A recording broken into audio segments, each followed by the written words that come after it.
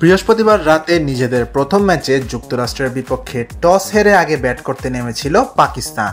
7 wicket হারিয়ে 159 রানের লড়াকু পুঁজি সংগ্রহ করেও শেষ রক্ষা হয়নি বাবর আজমদের। মূল ম্যাচ ড্র হওয়ার পর সুপার ওভারে যে জয় ছিনিয়ে নেয় স্বাগতিকরা। হার দিয়ে বিশ্বকাপের সূচনা করে বেশ হতাশ পাকিস্তান দল এবং তাদের সমর্থকরা।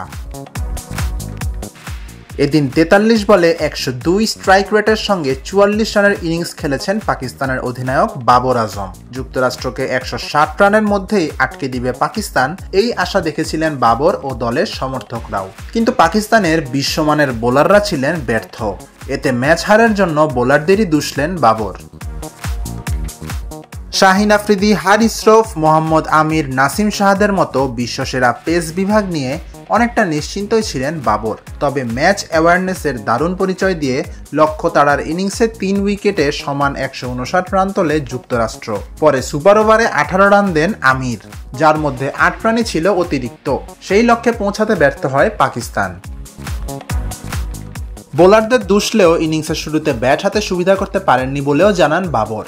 ম্যাচ শেষে পুরস্কার বিতরণী অনুষ্ঠানে তাই এ নিয়ে কথা শুরু করেন তিনি।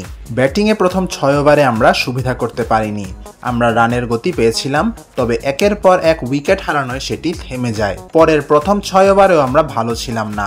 বোলিংয়ে উইকেট নিতে পারিনি। যুক্তরাষ্ট্রকে কৃতিত্ব দিতেই হয়, তারা 3 বিভাগেই ভালো করেছে, এই কারণেই তারা জিতেছে। তবে আলাদা করে বোলিং ব্যর্থতার বিষয়টি টেনে আনলেন বাবর। বোলিংয়ে আমরা সঠিক মানের ছিলাম না। প্রথম 10 ওভারে আমাদের ঘাটতি ছিল, এরপর ঘুরে দাঁড়িয়েছি। তবে এর আগেই যুক্তরাষ্ট্র মোমেন্টাম পেয়ে যায়। তবে আমাদের যে মানের বোলার আছে, এই সংগ্রহ ডিফেন্ড করা উচিত ছিল।